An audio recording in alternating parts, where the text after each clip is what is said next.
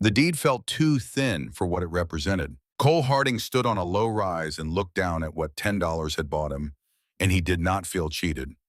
A man who expects nothing cannot be disappointed by nothing.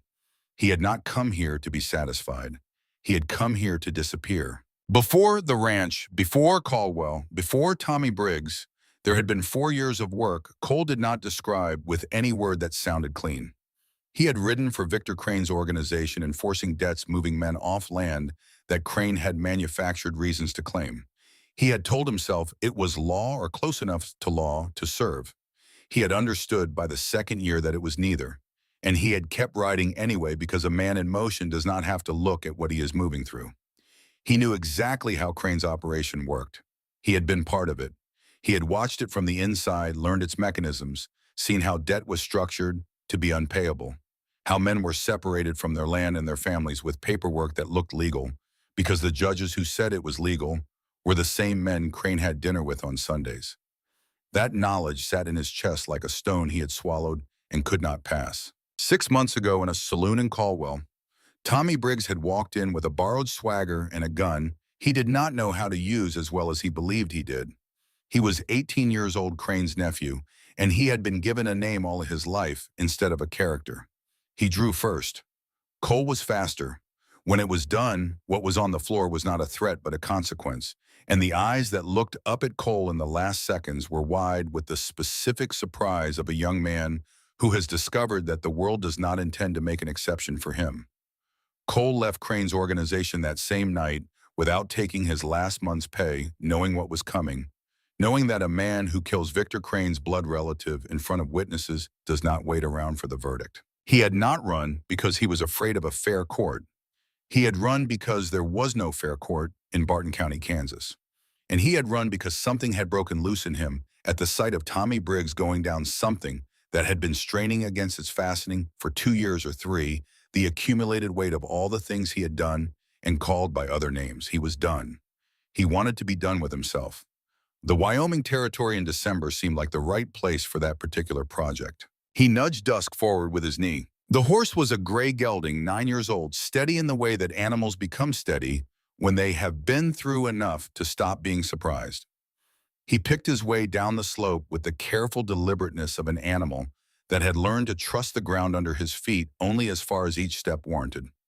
Cole let him choose his own pace. The land spread out below in its winter condition. The barn collapsed along its eastern spine. The roof caved inward like a thing that had simply grown tired of holding itself up.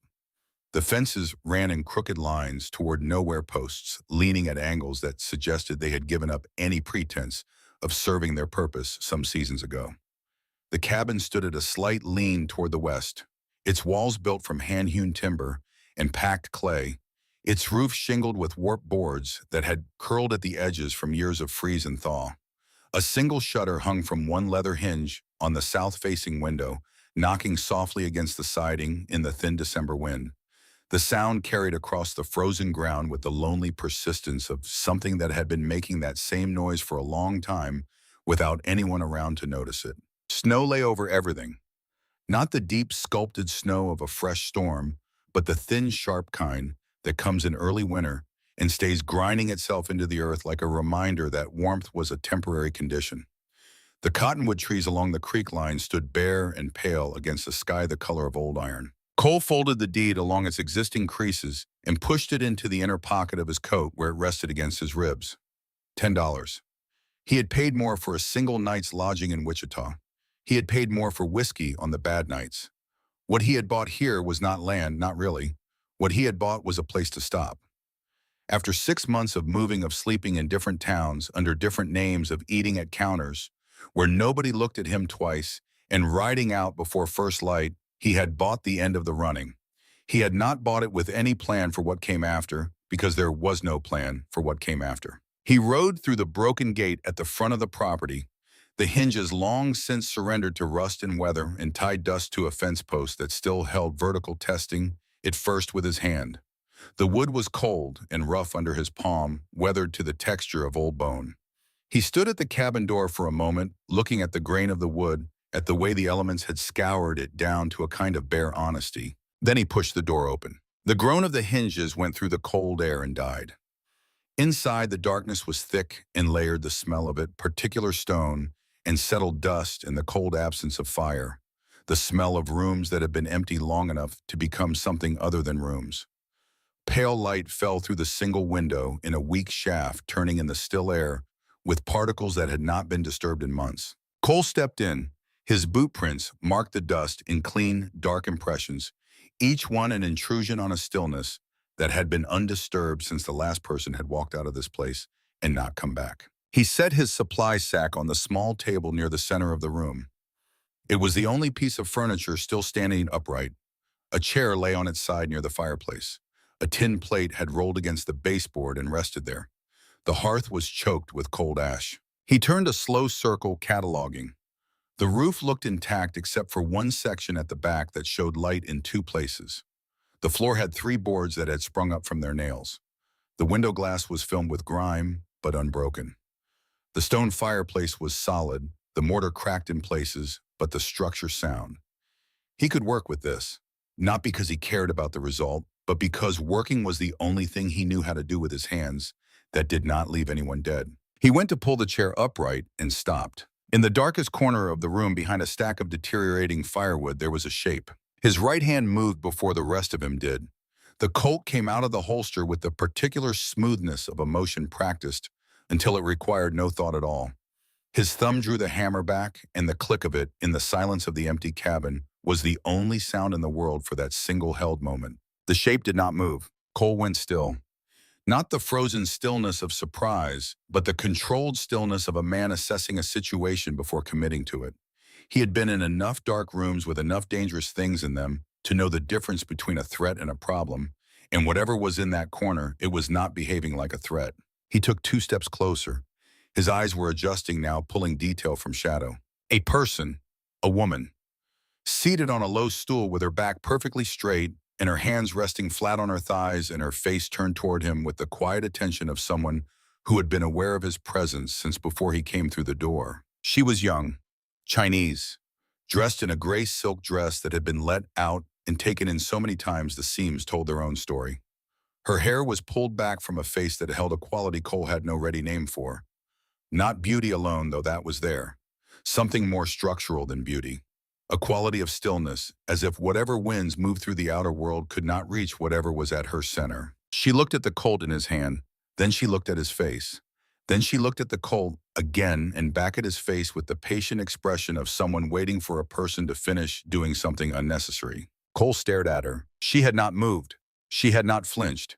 She had not made a sound. In his experience, human beings confronted with a drawn pistol at close range did one of several things, and sitting in complete composure, waiting for the situation to resolve itself, was not among the usual responses. He said, "Who are you?" It came out rougher than he intended. His voice was hoarse from days of disuse, and the words sounded harsh in the quiet of the room, like a tool being used on the wrong material. The woman glanced down at his gun hand, then up at his face. "If you would like me to answer that question," she said, "you might consider putting that away first." Her English was precise, each word placed with the care of someone who had learned the language as a structure rather than inheriting it as a reflex. Her voice was quiet, not timid quiet in the way a held rope is quiet, all the tension present, but not expressed as sound. Cole looked down at the Colt. He felt in some way he could not have explained to anyone that he was the one who had done something wrong. He put the hammer back down and slid the pistol into the holster. He did not take his hand away from it. Old habits. "Who are you?" he said again. She rose from the stool. The motion was fluid, deliberate, the motion of someone who had been sitting still for a very long time and had learned to stand as if they had not. She walked to the table 3 quiet steps across the dusty floor, and without preamble, she drew one finger through the dust on the surface, tracing a slow curve that meant nothing he could identify, and looked at him. "My name is Lily," she said. "My father lived here. His name was James Chen." She paused. "You have papers, I think." "I have a deed," Cole said. "Yes." She looked at the table surface, at the line her finger had drawn. "He sold this place." "That's right. To you." "For $10, Cole said, and was not sure why he added that, whether it was to make the thing more real or to undercut it somehow, to acknowledge the smallness of the transaction against whatever weight she was bringing to it. Lily looked at the curve she had traced in the dust.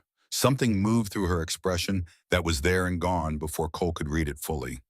"He told me to wait," she said. "He went to get supplies for the winter. He said to stay inside. He said he would come back." When did he go? The middle of September. Cole did not say anything for a moment. He calculated. Mid-September to early December. Nearly 3 months. She had been alone in this cabin in the cold for nearly 3 months. On what food? With what for warmth? He looked at her and tried to find evidence of how that had been, and found it only in the smallest things: the slight tension around her eyes, the deliberate quality of her posture, the kind of careful self-management that was visible only to someone who knew what it cost. "You should go to Stockton," he said. "It's a 2-day ride southeast. You can find help there." "No," she said. The word was simple and complete. She said it the way you would say the sky is gray, as a statement of observable fact rather than an argument. "I bought this land," Cole said. "I have the deed." "I know." She returned to her stool in the corner, sat down with that same precise grace, folded her hands in her lap. The conversation by her account was finished. Cole stood in the center of the room and looked at her, and then around at the cabin, and then back at her. He was a man who had spent 20 years in situations where the right move was usually clear if you looked at it honestly. This was not one of those situations. She was not a threat. She was not technically his problem. She was a woman who refused to leave a building he had paid for, sitting on a stool in the corner, with the composed patience of someone who had decided that patience was the most powerful thing she had left, and she was not wrong. He went back outside to see to his horse. The wind had picked up. It moved across the open ground with a dry, cutting quality, carrying nothing with it but cold. Cole stood with dusk for a moment, one hand on the horse's neck, and looked out at the property. The broken barn, the listing fences, the flat gray field running to the low hills, where the cottonwoods stood bare and bone pale against the iron sky. He put dusk in the one section of the barn that still had a roof and covered the horse with the extra blanket from his saddlebag. Then he went back in and started laying a fire. The first 3 days at the ranch ran on a rhythm that neither of them had agreed to, and both of them followed. Cole worked. That was the whole of his strategy. He replaced the broken shutter, his hammer ringing out in the frozen air, with a rhythm that was itself a kind of conversation, the only kind he was comfortable with. He nailed down the loose floorboards, working methodically from the door toward the back wall.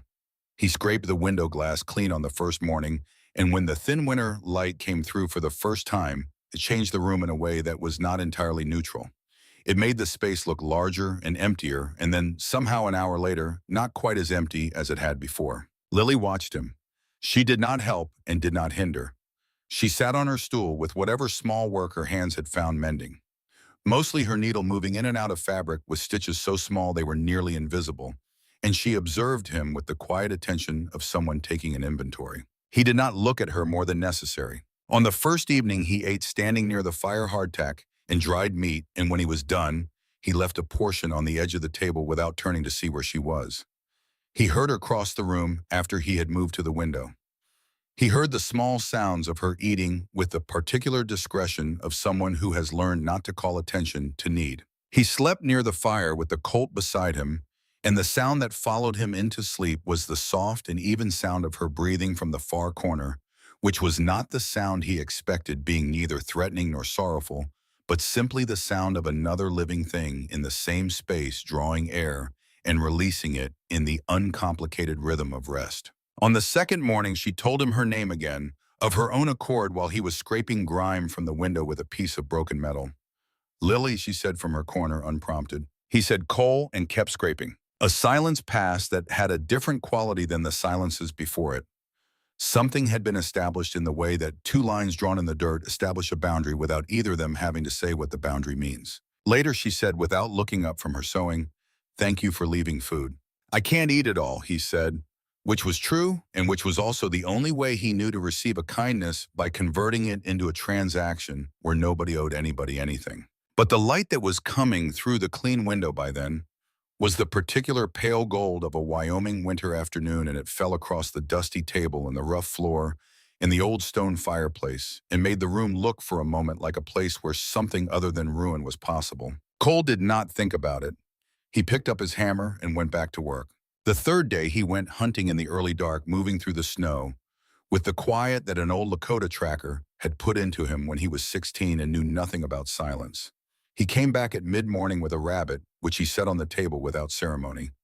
Lily looked at it, looked at him, and then took out a small knife from somewhere in her dress and began to dress the animal with a speed and competence that told him she had done this before many times in conditions not unlike these. He sat in the corner and worked at a piece of harness leather that needed mending, watching from the edge of his vision as she worked, and did not allow himself to think about what it meant that she had survived here this long on her own, in this cold, in this silence. That evening they ate rabbit stew for the first time.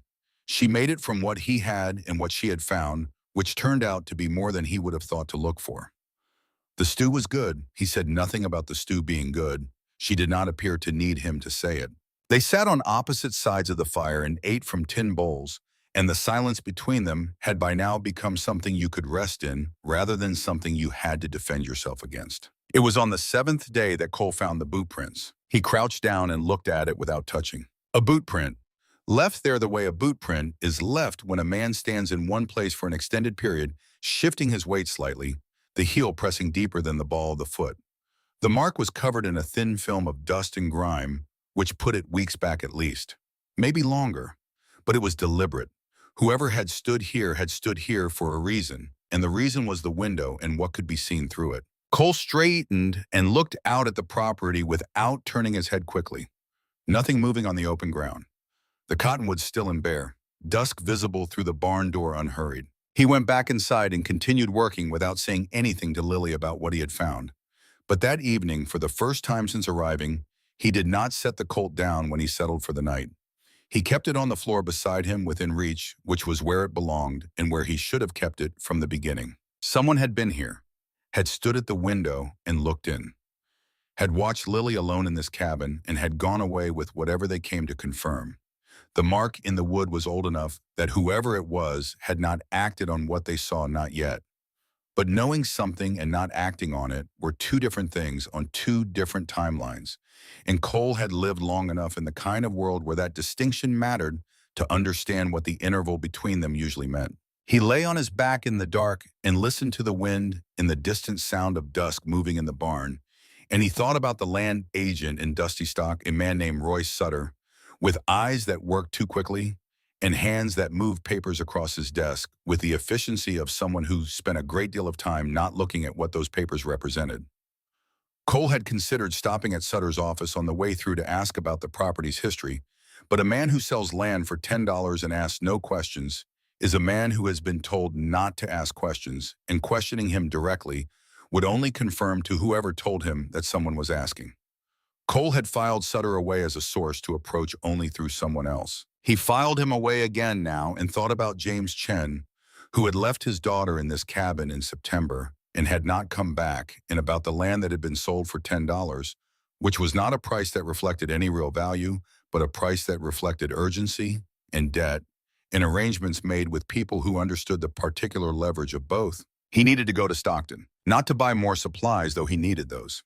He needed to find out what he was already half certain of, which was that the situation on this $10 piece of ground was considerably more complicated than a man seeking a quiet place to disappear had any right to find himself in. He left before first light on the 8th morning, not on an impulse, but after a deliberate consideration of the alternatives, of which there were very few that he could accept. He told Lily the night before. He said it plainly without preamble. The way you tell someone a weather change is coming, I need to go to Stockton to find out about the man who was here before me. When I come back, I may have to tell you something you won't want to hear. She was sewing by the fire, not looking at him. Her needle made its small, regular passes through the fabric. She did not respond immediately, which he had come to understand as the way she processed information rather than avoided it. Then she said, "How long?" 2 days there, 2 days back, maybe 3. "And when you come back?" "When I come back," he said, "we'll talk." She set the fabric down in her lap and looked at him directly, which she did rarely and always for a reason. "Are you coming back?" she said. The question was flat, factual, not asked with self-pity or manipulation. Ask the way you ask a question when you need the answer and do not have time to wrap it in something softer. Cole held her gaze. "Yes," he said. She looked at him for a moment longer, assessing the word for reliability, the way you test a bridge board before committing your weight to it. Then she picked up her sewing again and said nothing more. He was in the saddle before the horizon had gone from black to gray. The ride to Stockton took 2 days through country that was beautiful in a way that required nothing from you in return, wide open and clean and indifferent to everything human. Cole had ridden through it many times in various directions for various reasons and had never made much of it. But on this particular morning, moving away from a small cabin with smoke coming out of its chimney, he found himself thinking about the way the winter light set on the snow-covered hills, and he thought about it longer than he intended to before stopping himself. Stockton was a frontier town in the specific way that meant it was trying to become something other than a frontier town, which meant it was louder and more self-important than its size warranted. A main street with two facing rows of wooden buildings, a saloon with a new sign, a general store, a doctor's office that also served as the local dentist and, when circumstances required, as a place where legal documents could be witnessed. Cole arrived in the late afternoon of the second day and went directly to the general store. Horace Webb had run the Stockton General Store for 11 years and had the particular intelligence of people who make their living understanding what other people need before those people have said it. He was thin, watchful, and he looked at Cole the way he looked at everyone, as a problem to be categorized before it could be sold to. Cole bought flour salt coffee, additional ammunition, and a length of heavy canvas. While Webb packed the order, he said without apparent purpose, "I bought the old Chen place north of here. That right?" Webb's hands paused on the coffee tin. A small pause, barely visible, but Cole had spent 20 years reading pauses. "That's right," Webb said. "You know it. I know the name." Webb resumed his work. "Lily Chen's still up there." Cole did not show surprise. He had learned a long time ago not to show surprise, because showing surprise in a conversation is a way of telling the other person what you don't know, and what you don't know is the most valuable card you have. "Why do you ask?" he said. Webb looked at him steadily. "Because everybody in Stockton knows the name Lily Chen," he said. "And because the last time James Chen came through here in September, he looked like a man who'd made a decision he was going to have to live with for a long time." He paused. "The week after he passed through, two men came down from the north, well-dressed. From the way they moved, not ranchmen, they asked about the property, they asked about James Chen, then they went back the way they came." Cole paid for his order and said, "Is there a doctor in town?" The office of Dr. Abner Wells was at the end of the main street in a building that had once been a freight depot, the old loading dock converted to a waiting area with 3 chairs and a wood stove. Wells himself was 62 years old, white-haired, wearing glasses with copper frames that had been bent and straightened so many times they no longer sat quite level on his face. He was the kind of man who had lived in small places long enough to understand that his usefulness depended on knowing a great deal and saying very little, and he had the expression of someone who had spent decades perfecting the exact right proportion of that arrangement. Cole sat across from him and did not ask his questions directly, because direct questions in this kind of conversation rarely produce direct answers. He talked about the property, about the condition of it, about the man who had sold it. He let the conversation find its own direction. Wells listened. Then he said, "You want to know about the man from Kansas?" "Tell me what you know," Cole said. Wells took his glasses off and cleaned them on his coat. "His name was Earl Dawson. He came here in September, stayed 2 nights at the hotel.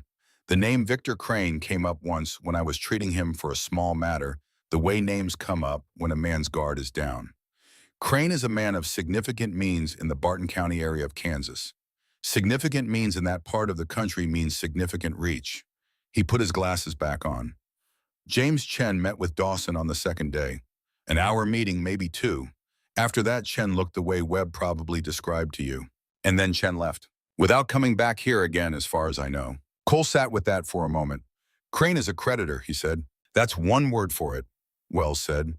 "There are other words. I've heard stories about Mr. Crane's methods of resolving debts. I'm a medical man. I try to deal in facts rather than gossip." He folded his hands on the desk. "But I'll tell you this as a fact. When a man like Dawson comes to a town and has a 2-hour meeting with a debtor, and that debtor subsequently disappears, and his land sells for $10, the category of story that usually turns out to be true is not the charitable one." Cole nodded once. He stood to leave. At the door, he stopped, remembering the thing that had been at the back of his mind since Webb's store. "One more thing," he said. "In the last month, anyone else asking about that property or about people new to the area?" Wells looked at him over his glasses. 3 weeks ago, a man came through, asked the kinds of questions that sound like jitteral conversation but aren't. well-dressed but not showy, brown hair going gray at the temples, eyes that were doing a great deal more work than the rest of his face. He paused. He paid in gold coin, which is not how most people pay for information in Stockton. Cole felt the cold that had nothing to do with the weather. Tall, he said, flat-brimmed hat. You know him. His name is Wade Hollis, Cole said. He used to work for Pinkerton. He's good at what he does. Wells was quiet for a moment. Should I ask what he's doing here? He's drawing a circle, Cole said, and I'm in the middle of it. He rode out of Stockton before dusk, pushing north on the return route faster than he had come down. The ride back took 2 days through air that had sharpened since his departure, the cold deepening with the approach of what felt like something more serious than the usual December weather. Cole did not push dusk beyond the horse's comfortable pace, but he did not stop longer than necessary.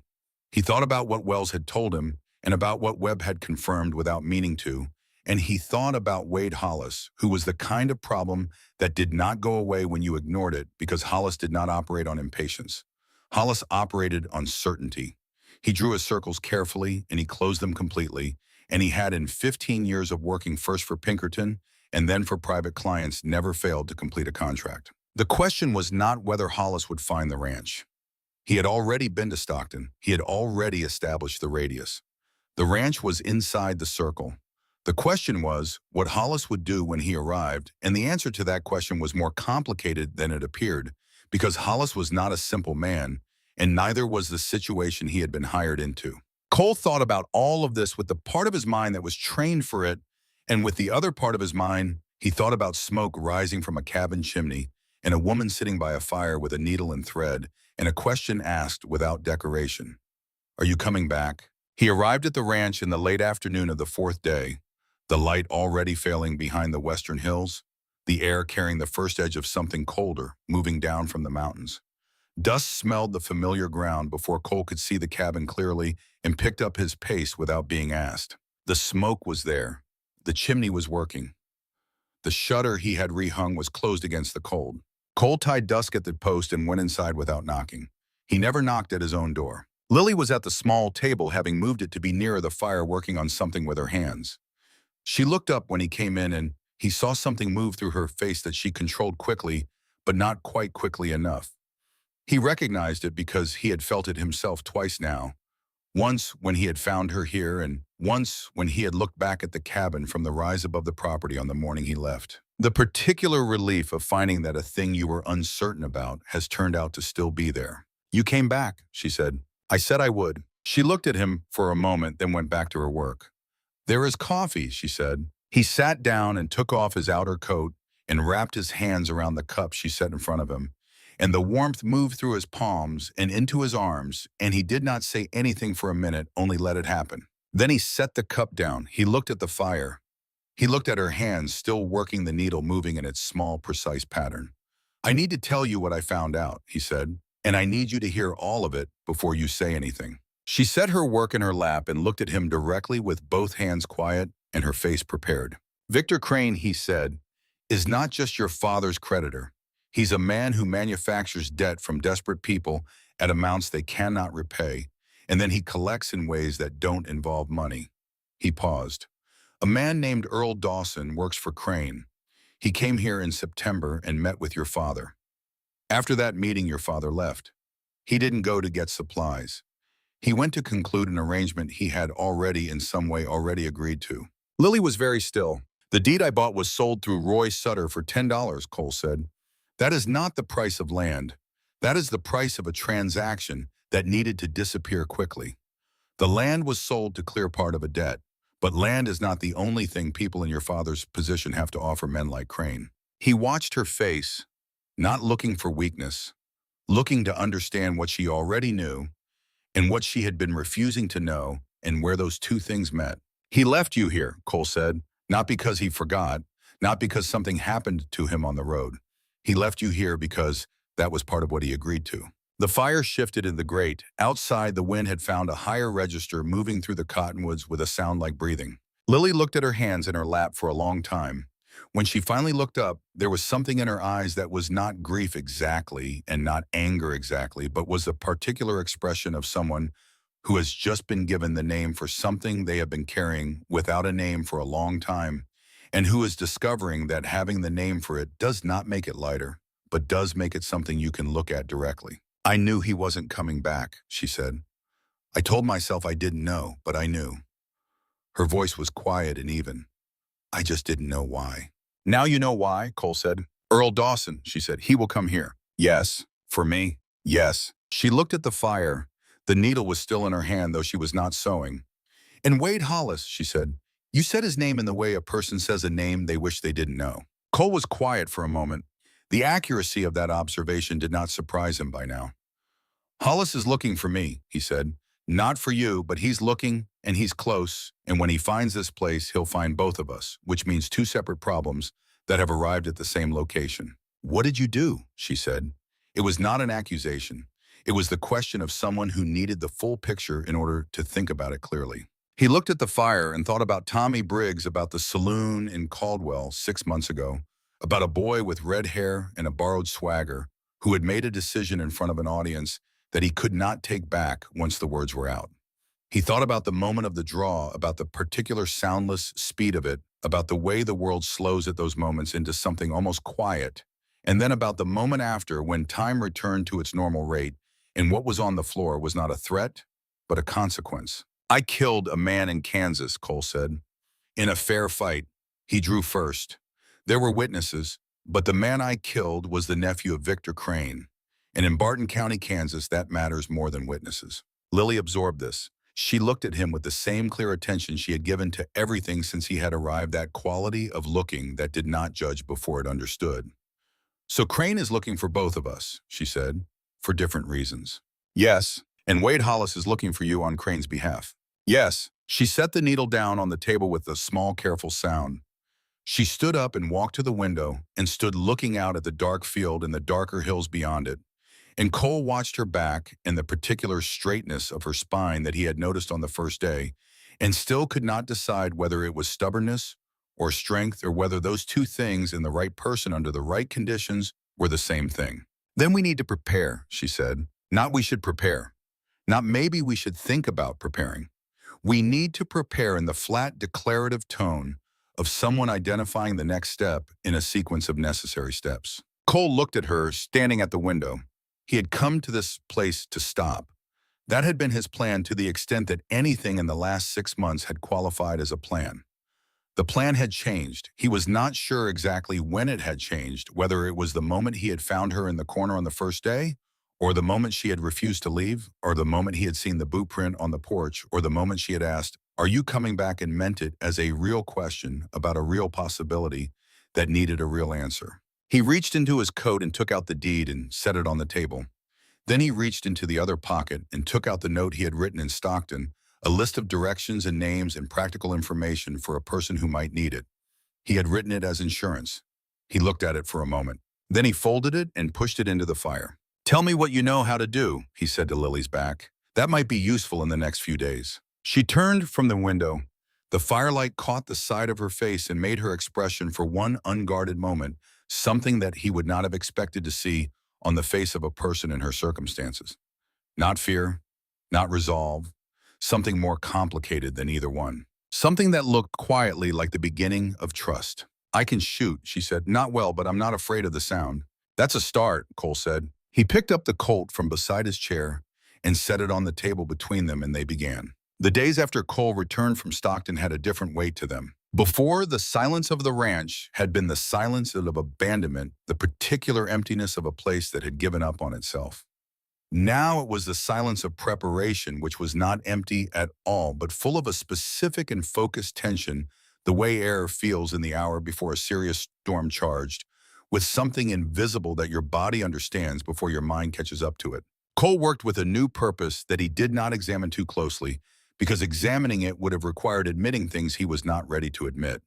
He repaired the eastern fence line not because the cattle he did not own needed containing, but because a fence is a boundary, and a boundary tells a man approaching across open ground that someone lives here and is paying attention. He cleared the snow from around the cabin in a radius wide enough to give him a sight line in all directions. He nailed down every loose board on the porch, eliminating the creak that might mask a footstep. These were the actions of a man who had stopped waiting to be worn down and started without deciding to preparing to hold his ground. Lily watched the change in him with the quiet attention she brought to everything. She did not comment on it. She simply aligned herself with it the way water finds the shape of whatever contains it, not by surrendering its nature, but by understanding the geometry of the situation. She taught him things without appearing to teach him. She showed him through action rather than instruction how to read the color of the western sky in the late afternoon as a predictor of the following day's weather. She had been doing this for 2 winters in Wyoming and had developed a vocabulary for the sky that was more precise than anything Cole had encountered. He watched and absorbed it the way he had always absorbed useful information without making a production of the learning. In return, and again without making it a lesson, he showed her the fundamentals of the Brown brothers' pocket revolver he had given her, not at a distance, at close range, which was the range at which such a weapon was honest about its purpose. He showed her how to hold it so the recoil did not surprise her, how to breathe before she pressed the trigger, rather than after, how to aim not at a point in space, but at a specific thing in that space, a button, a belt buckle, a knot in a fence post. She was a serious student. She did not perform seriousness, she simply was serious, and after 3 sessions, she could put 4 out of 5 shots into a space the size of a man's chest at 15 feet without flinching at the sound. Cole told her that was sufficient for their purposes. She told him she intended to improve. He did not argue with her. In the evenings, the fire burned, and they ate what there was, and the silences between them had taken on a new character, layered now with the particular intimacy of people who have shared the knowledge of a common danger and have chosen without discussing the choice to face it from the same side. He noticed things. He noticed them the way a man notices the sound of a specific bird in a forest full of birds, involuntarily but precisely.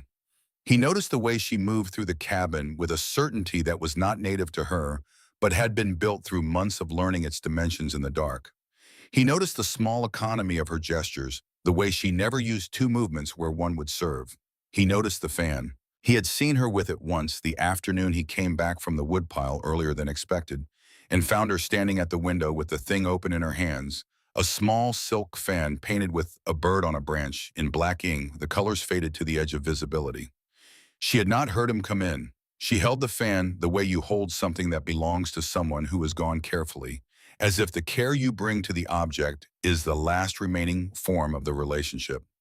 When she heard him in turn, she closed it immediately and returned it to the small carved box she kept on the shelf near her sleeping corner, and she did not look at him directly for a minute, and he did not say anything about what he had seen. He understood about objects that held people who were no longer present. He understood better than he wished to. There was an afternoon during the 2nd week when he cut his hand on a piece of harness leather. He was mending a deep gash across the palm that bled faster than he expected. He pressed his other hand against it and swore under his breath, and before he had finished swearing, Lily was beside him. She did not ask if he needed help. She took his hand in both of hers with a firm and matter-of-fact grip that was utterly unlike the tentative way most people touch an injury, as if the wound might be contagious. She cleaned it with snow melt water, applied something from a small tin she kept in her belongings, a dark herbal salve that smelled of things he could not identify, and which produced an immediate reduction in the burning. She wrapped it with a strip of clean cloth from somewhere in her dress with the efficiency of someone who had patched many things in her life and did not find the work remarkable. While she worked, her head was bent and a strand of her hair had come loose from its binding and fallen across her cheek. Cole reached up with his uninjured hand and moved it back from her face. She went still, not the stillness of alarm, the stillness of something unexpected arriving and needing a moment to be understood. She looked up. In the firelight, with her hands still holding his bandaged one, her eyes found his, and whatever was in that space between them in that moment was something that neither of them had planned for, and both of them recognized. He leaned forward, and she did not move away. The kiss was brief and careful, more question than declaration, tasting of wood smoke, and the cold that had settled into everything in the cabin. When they drew back from each other, neither of them spoke, and neither of them moved apart any more than the small distance that had been created, and the fire made its ordinary sounds in the grate, and outside the Wyoming night lay clean and cold and indifferent to everything that had just changed. That night, Cole lay awake and thought about what he was doing. He was a man with a warrant against him, a man with at least 2 separate sets of dangerous people moving in his direction, A man who had come to this place specifically to have no one's life depend on his decisions. He had no right to be kissing anyone. He had no right to be building anything. He told himself these things carefully and in order. Then he listened to Lily's quiet breathing from the corner, and he thought about what she had said when he returned from Stockton. We need to prepare. Not I need to prepare. We won't. He closed his eyes. In the morning there was work to do. On the morning of the 12th day after his return, dusk began shifting in the barn well before dawn. Cole was already awake, having slept only in portions, and he heard the horse's movement change from the slow restlessness of an animal that wants more hay to the taut, directional alertness of an animal that has identified something specific at a distance. He got up quietly, pulled on his boots and coat, picked up the colt, and went to the window. The field was empty in the gray pre-dawn. The hills were still. The road that came in from the southwest was a faint line in the snow, and nothing moved on it. But Dusk's ears were pointed south, and the horse knew things that Cole's eyes could not yet verify. Cole said from across the room without raising his voice, "Lily." She was awake before he finished the word. "Stay inside," he said, back from the windows. He went out onto the porch and stood against the wall, out of the line of sight from the approach road, and waited. The rider appeared at the crest of the southern rise 20 minutes later. A single figure against the pale sky, moving at a pace that was unhurried and deliberate. No attempt at concealment. One horse black and large, a flat-brimmed hat. Cole stepped off the porch and stood in the open where he could be seen clearly. Wade Hollis rode through the broken gate and stopped 15 feet away. He looked at Cole the way a man looks at a chess problem he has been working on for some time and has finally brought to the position he intended. Patient, thorough. Neither hostile nor friendly, simply present in the way that a serious purpose makes a man present. He did not go for his gun. He had not gone for his gun, Cole realized at any point since appearing on the rise. That was information. "Cole Harding," Hollis said. "Hollis," Cole said. A silence passed between them that had the texture of professional respect, the acknowledgement of two men who understood the nature of what the other one did and did not underestimate it. Hollis swung down from his horse and tied the reins to the fence post with the economical motion of someone who has done that particular action 10,000 times.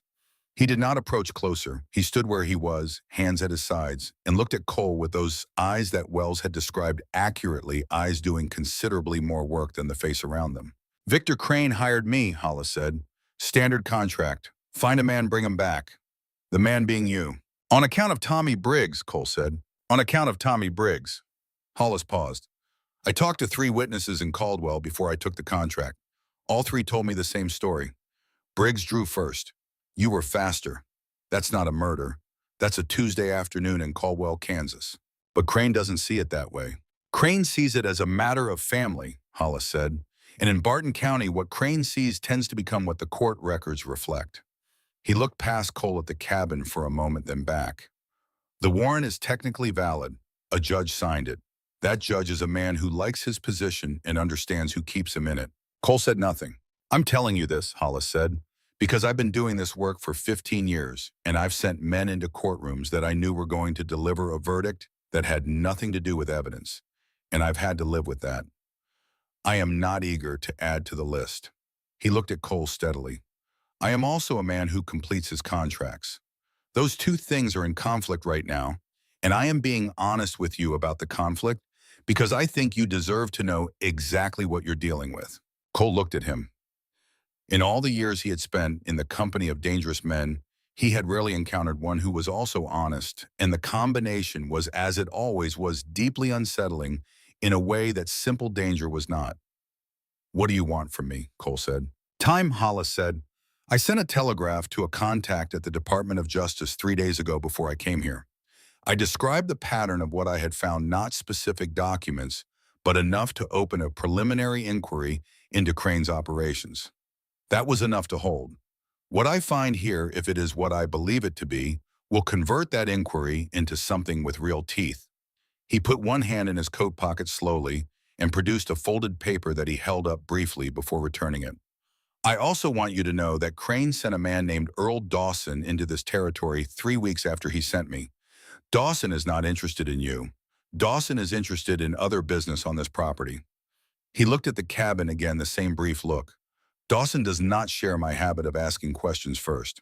The cold air moved between them. "When is he coming?" Cole said. My best estimate is 10 days to 2 weeks, Hollis said. He was in Cheyenne as of last week.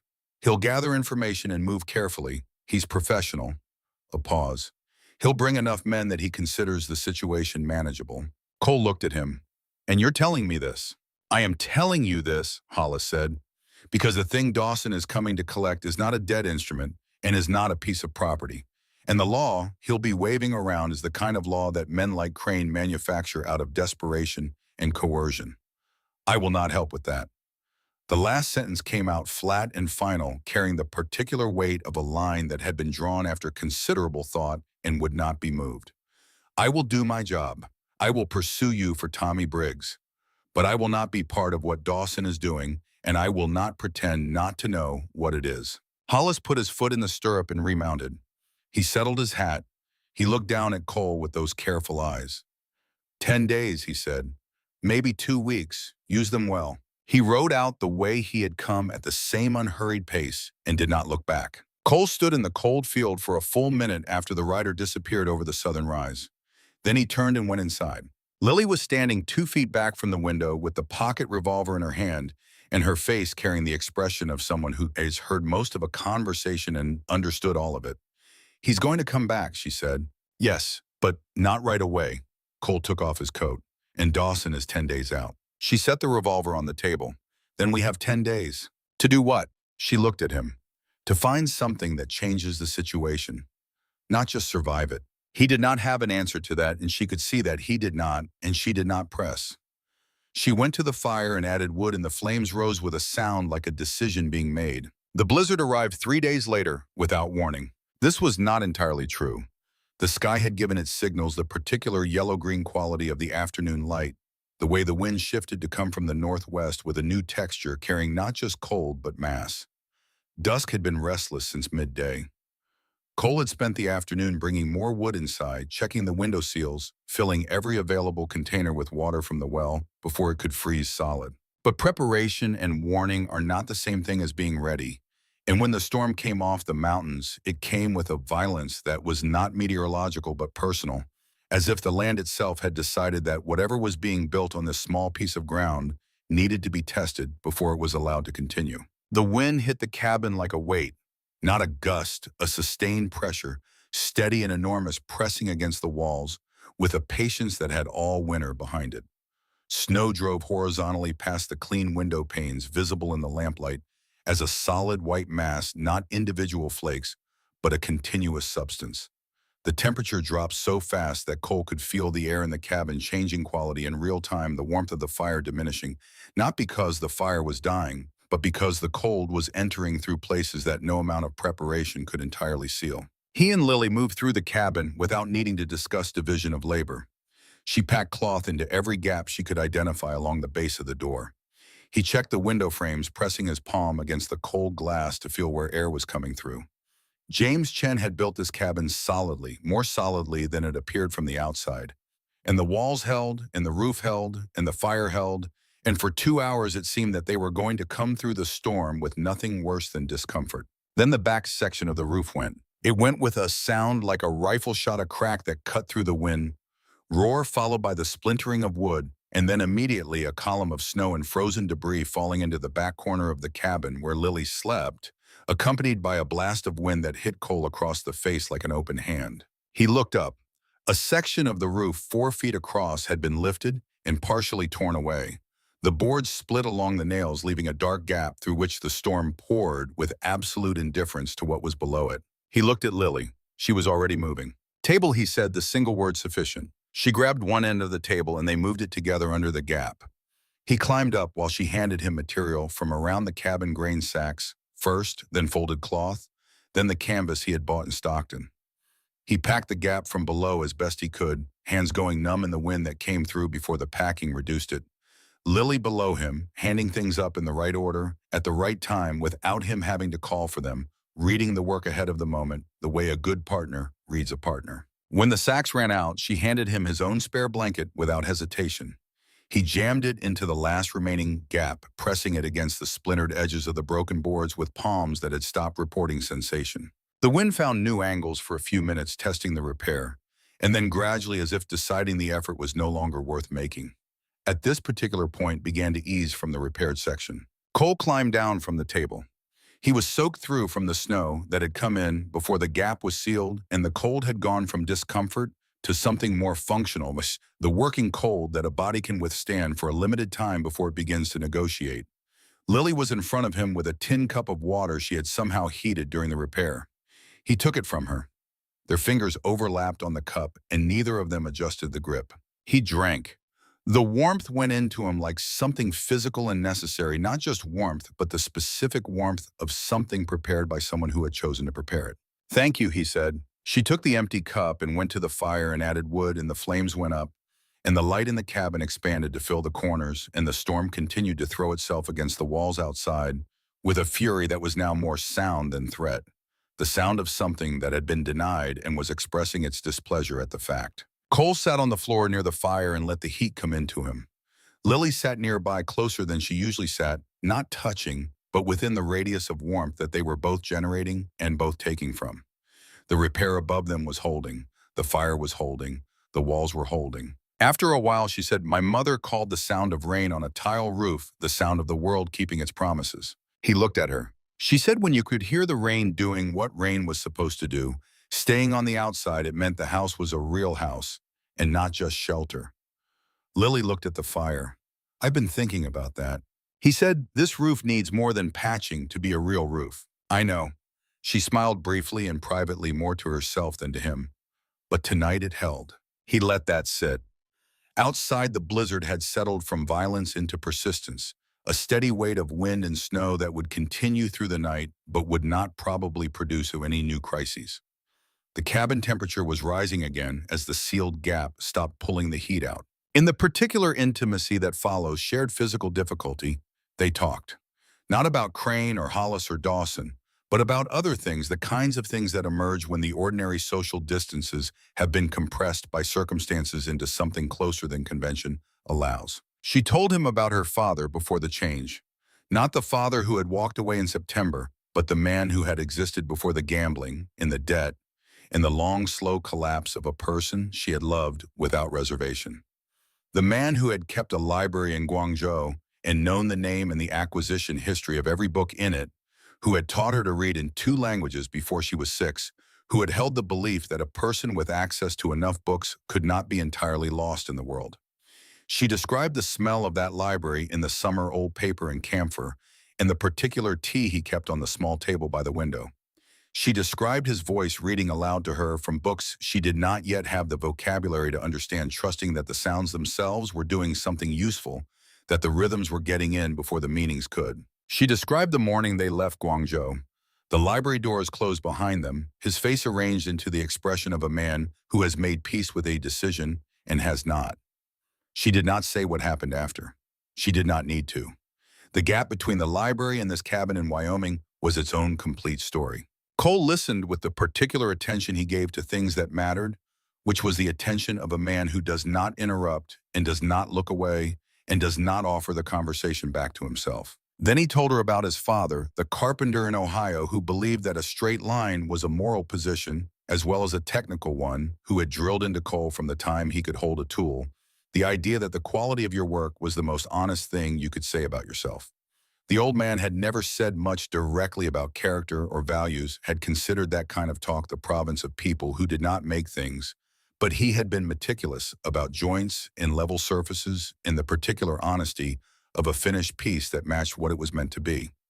Cole had left that world at 16, not because he hated it, but because the territory called and the pay was better. And he had been 16, which is its own sufficient explanation. He had spent 20 years proving that he could be good at something his father would not have recognized as work and would not have approved of as a life. The storm wore on. The fire settled into its nighttime rhythm. At some point, Lily's shoulder came to rest against Cole's arm gradually and without announcement, the way 2 things that had been parallel long enough eventually find a common angle. He did not move. She did not move. The contact was minimal and complete at the same time, and neither of them said anything about it, and they sat that way until the fire needed another log, and Cole reached for it, and the moment ended without being marked, which was the only way it could have ended without diminishing what it had been. The storm broke on the second morning, leaving behind a world stripped clean and remade in white. The sky came up blue, the particular hard blue of winter after a serious storm, and the snow on the open ground was sculpted into shapes by the wind that had made it drifted deep against the north-facing walls and pulled nearly to bare ground on the south-facing ones. The broken barn had a new list from the weight of snow on its remaining roof. The fence lines had disappeared entirely. Cole and Lily stood on the porch in the early light and looked out at the transformed property, and neither of them spoke for a while because the thing in front of them did not need commentary.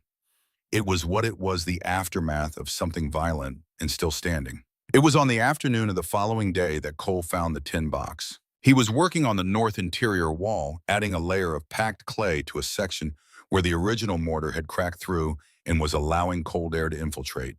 He was tapping along the wall to identify the hollow spaces when his knuckles produced a sound that was wrong. Not the slight dull resonance of a thin section, but the specific hollow report of a concealed space with something in it. He stopped, tapped again, twice, the same. He took 15 minutes to remove the section of boarding without damaging it, working carefully with a chisel, his attention fully engaged now in the way it became engaged when a situation developed in an unexpected direction. Behind the board was a space approximately the size of a hat box packed around with a layer of old rags for insulation. Inside the rags was a tin box sealed with a strip of wax cloth wound around the lid multiple times. Cole brought it to the table and set it down. "Lily," he said. She came from the fire and looked at the box. She recognized it immediately. He could see the recognition move through her face like a change in light. "He made me one like this," she said, "when I was young, for things I wanted to keep safe." "Did he say anything about hiding something here?" She shook her head. She was looking at the box with an expression he had not seen on her before, a compound thing, with elements he could not individually name. He opened it carefully. Inside, wrapped in a square of oilskin, was a collection of papers. 9 sheets total. He spread them on the table, carefully handling the edges, and he and Lily stood side by side and read. James Chen had left a letter on top, written in his scholar's hand, careful and precise, though the lines grew less even as the letter progressed, as if the act of writing had disturbed a control that the earlier paragraphs required. He explained what he had done and why he had done it. He did not make excuses. He was a man who had looked at himself clearly by the time he wrote this and had not liked what he saw, and the letter had the quality of a confession made not for absolution, but because the truth needed to exist somewhere, even if it served no practical purpose. He had borrowed from Victor Crane 3 years earlier. The terms had been specific, and the interest had been calculated to make repayment impossible in ordinary circumstances. He had borrowed again in smaller amounts from the same source, compounding the original debt in a way that men who understand usury recognized, and men who do not understand it discover too late. When Dawson came in September with the final accounting, the debt was a number that represented the entire product of James Chen's foreseeable future, and Crane had offered a settlement. The land and Lily. James had written the word and then crossed it out and written it again, as if he needed to force himself to put it on the page clearly without softening it. Not as a servant, not as an employee, as a settlement of a financial obligation with full documentation, legal, in the particular way that things are legal when the man who wants them to be legal has sufficient control of the relevant institutions. He had agreed. He had told Lily to wait. He had told himself he would find another way. He had known by the time he reached the edge of the property on the road to Stockton that there was no other way, and he had kept going anyway. The 8 remaining papers were documents. Receipts, contracts, letters. They covered not just the transaction involving Lily, but 6 others.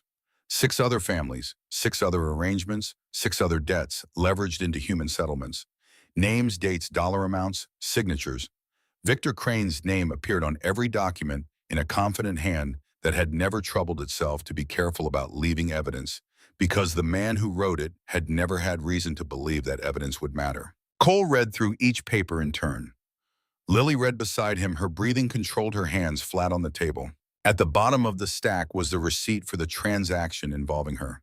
James Chen's signature on the debtor's line.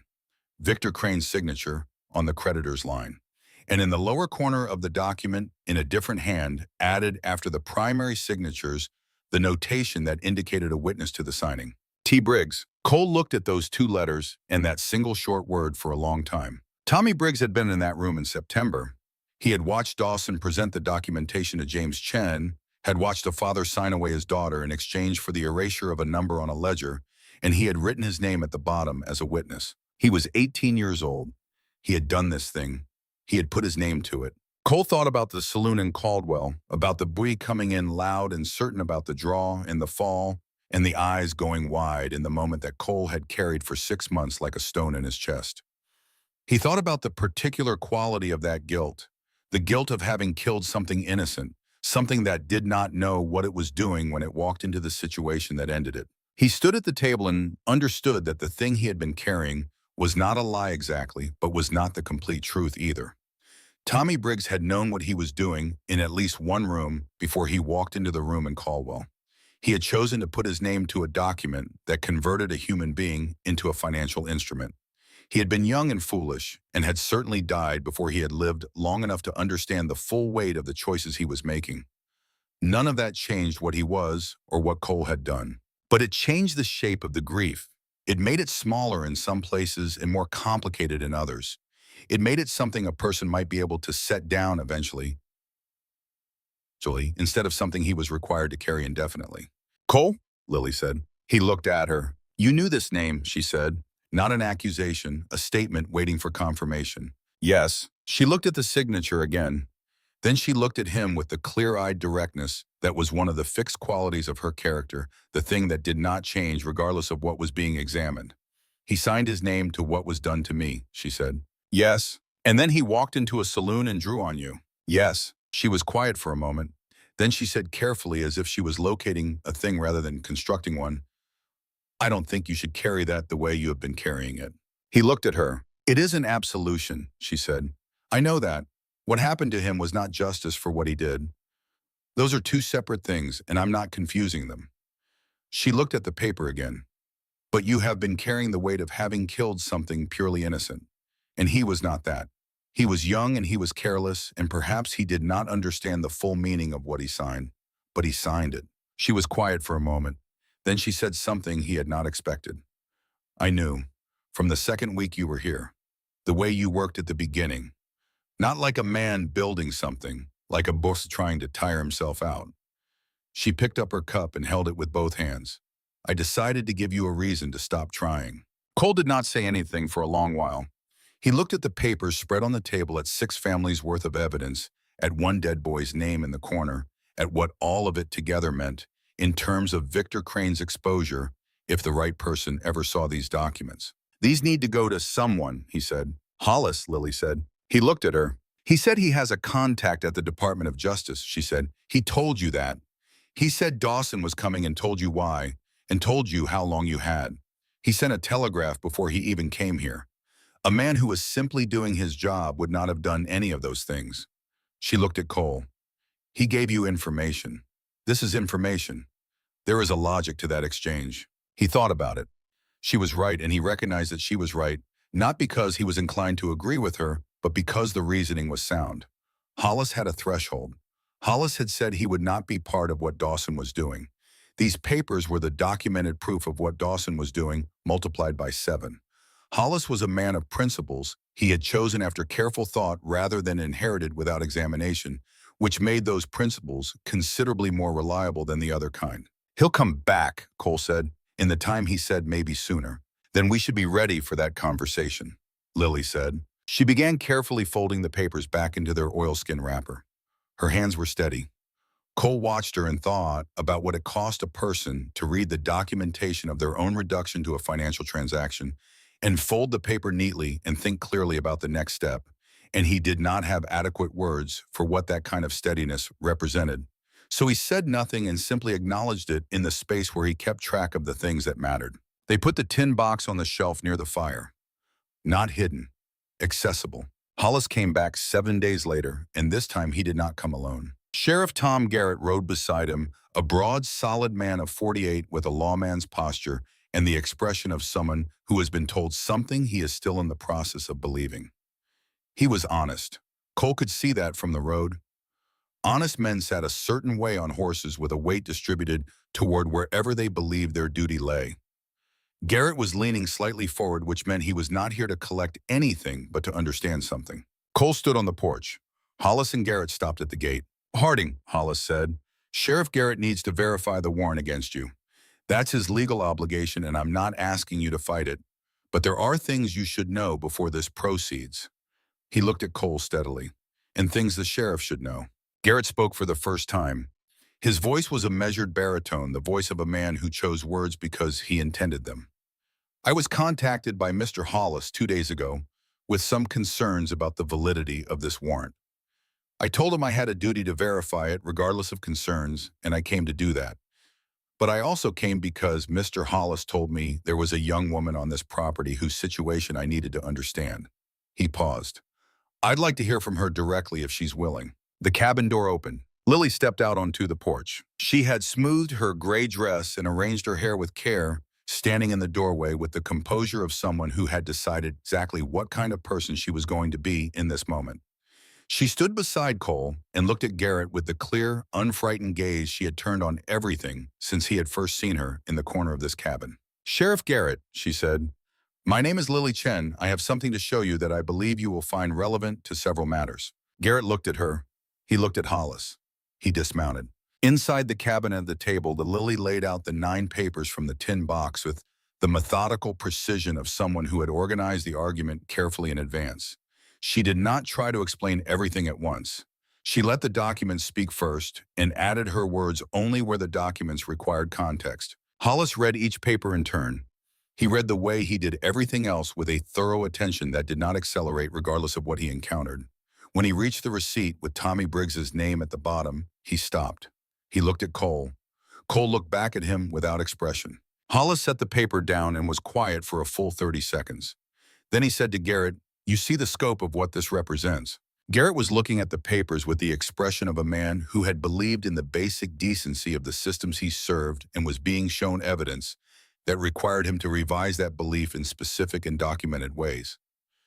I see it, he said. His voice had gone flat, which was not indifference, but the opposite of indifference. The compression that happens when a strong feeling has nowhere adequate to go. Hollis looked at Cole. I need to send these to Washington, he said, not copies, the originals. My contact there can combine them with my initial telegraph inquiry to initiate a full federal investigation that Crane cannot influence at the county level. He paused. That takes time, weeks, possibly longer. Dawson is coming in days, Cole said. I know. Hollis folded his hands on the table. Garrett, the sheriff looked at him. You're the law in this county, Hollis said. What these documents represent is a federal matter. But what happens on this property in the next 2 weeks is a local matter, a man's legal property, his right to be on it without being threatened or interfered with. He looked at Garrett steadily. What's your position? Garrett looked at Cole, looked at Lily, looked at the papers on the table that documented what Earl Dawson was coming to collect. He was quiet for a moment in the way of a man arriving at a conclusion through a process rather than a reflex. My position, he said, is that Victor Crane does not hold jurisdiction in Fremont County, Wyoming territory. And any man who comes onto private legal property to conduct business that has not been sanctioned by this county's courts is trespassing. He stood up. I can't be here when that business gets conducted. I have a family and duties elsewhere, and I won't pretend otherwise. He looked at Cole. But I can make sure the county record is clear about who owns this land and by what right. And I can make sure that any complaint filed against the current occupants of this property goes to my desk before it goes anywhere else. He put on his hat. That's all I can do. That's enough, Cole said. Garrett nodded once. He looked at Lily. Miss Chen, I'm sorry about your father's situation and about yours. He turned and went to the door. Hollis gathered the papers from the table and looked at Cole with those careful measuring eyes. I'll ride for Cheyenne tonight, he said. I can have this combined with my existing inquiry and on the wire to Washington by day after tomorrow. He put the papers inside his coat. When Dawson arrives, he'll have paperwork that looks legal. It isn't, but he won't know that yet. He paused. How are you planning to handle it? The way I handle things, Cole said. Hollis looked at him for a moment, then at Lily, then back at Cole. Something crossed his face that was not quite a smile and not quite approval, but was in the neighborhood of both. He put on his hat. At the door, he stopped, not looking back.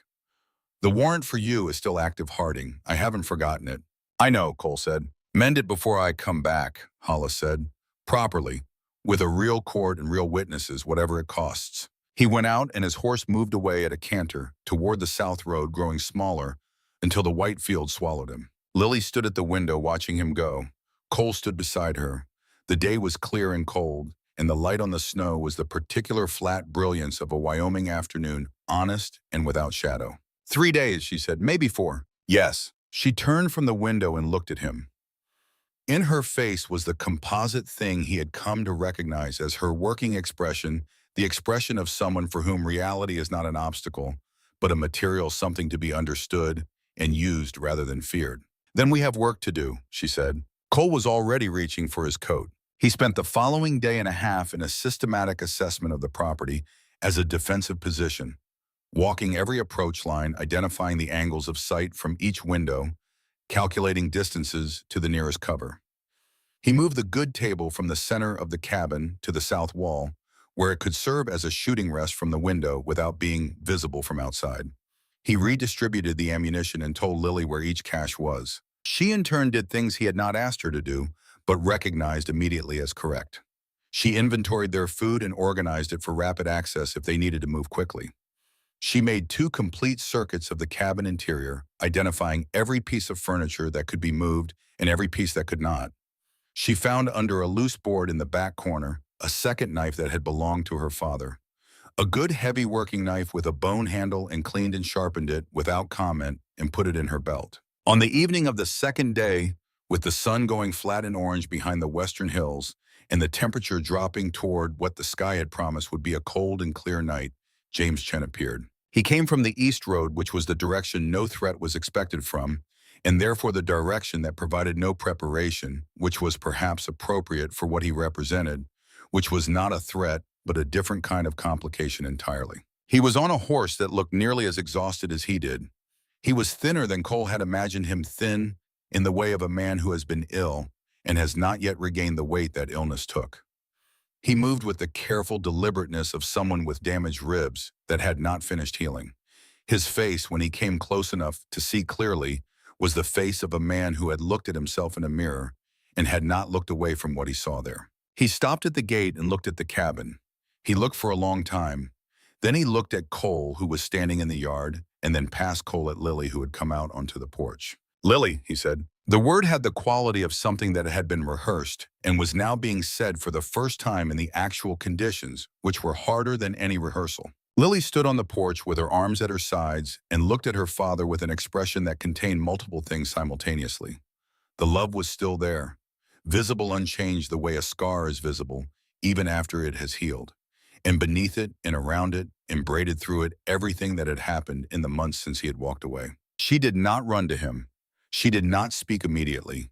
She stood and looked at him and let him see all of it, because she was not a person who hid what she felt when feeling it clearly was the only honest thing available. You came back, she said finally, not with warmth and not with accusation, with the particular flatness of someone stating a thing they are still in the process of understanding. I came back, he said. Cole stepped forward. He looked at the old man on the tired horse, assessed the physical condition accurately, and reached the conclusion that James Chen was not a threat to anyone, including possibly himself, and that whatever he had come here to do, he had come here to do it alone and at some cost to himself. Get down, Cole said, not unkindly. There's coffee. James Chen got down from his horse, and the 3 of them went inside, and outside the sun finished setting over the Wyoming hills, and the night came in clean and cold, and the stars above the empty field were very bright and very far away.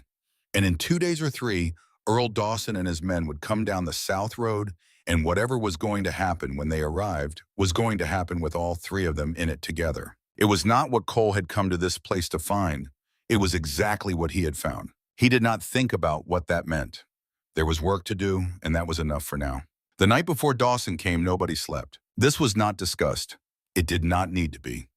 Cole lay near the fire with the Colt on the floor beside his hand, and looked at the ceiling and listened to the ranch making its ordinary sounds in the cold, the settling of timber, the distant movement of dusk in the barn, the particular silence of frozen ground that has no give left in it. From the back corner where James Chen had been given the spare bedroll came the slow and careful breathing of a man whose ribs still hurt and who was sleeping in short intervals between pain.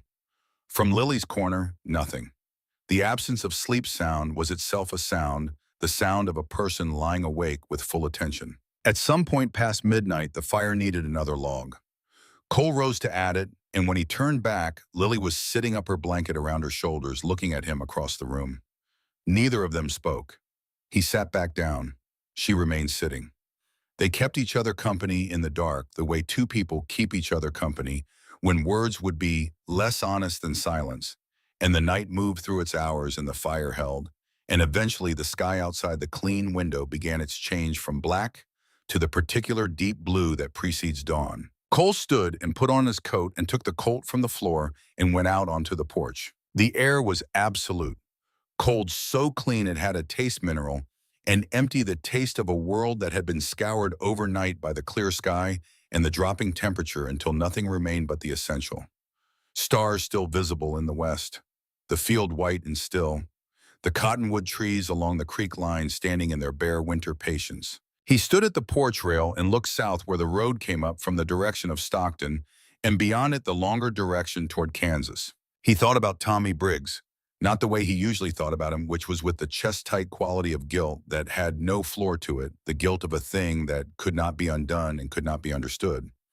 He thought about him the way he had been able to think about him since reading the name on the bottom of James Chen's receipt, which was with more complexity and therefore paradoxically with less weight.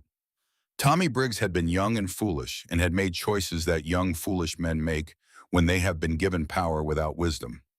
He had also been in a saloon in Caldwell with a borrowed sense of his own importance and a gun he did not know how to use as well as he thought he did.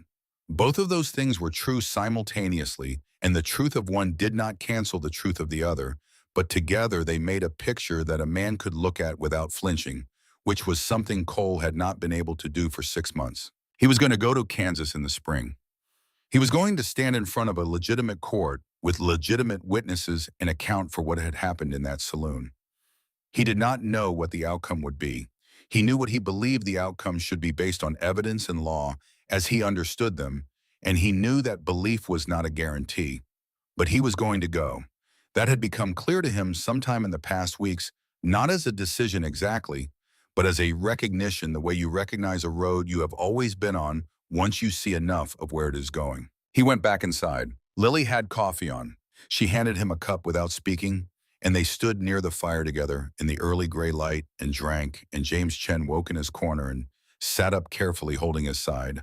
And Cole poured him a cup without being asked, and the three of them stood in the small, warm room and drank their coffee and listened to the morning come. "Today," Cole said, "not a question." "Today," Lily said. James Chen looked at his cup. Then he looked up with the eyes of a man who has made a private accounting and found the balance not in his favor and has decided that the only response to that finding is to be useful. "Tell me where you want me," he said. Cole looked at him, the old scholar on the worn horse with the cracked ribs. "Front door," he said. "You don't open it. You don't move from it.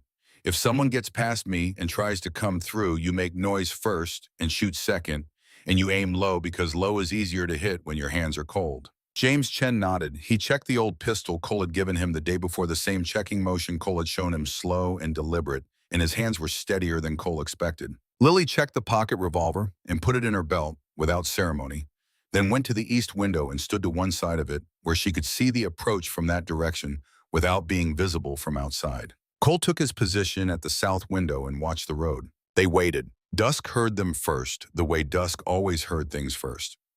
The restlessness that moved through the barn was a different frequency than weather or wildlife, and Cole read it without looking away from the road. He said, "They're coming quietly to the room," and the room adjusted itself in small ways. 5 riders came down the south road at the pace of men who have decided they are not going to hurry because there is no reason to hurry.